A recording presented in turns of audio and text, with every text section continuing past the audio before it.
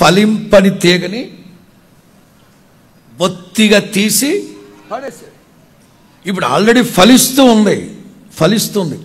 ఫలించడి ప్రతి తీగ ఫలించడానికి ఏం చేస్తాడట?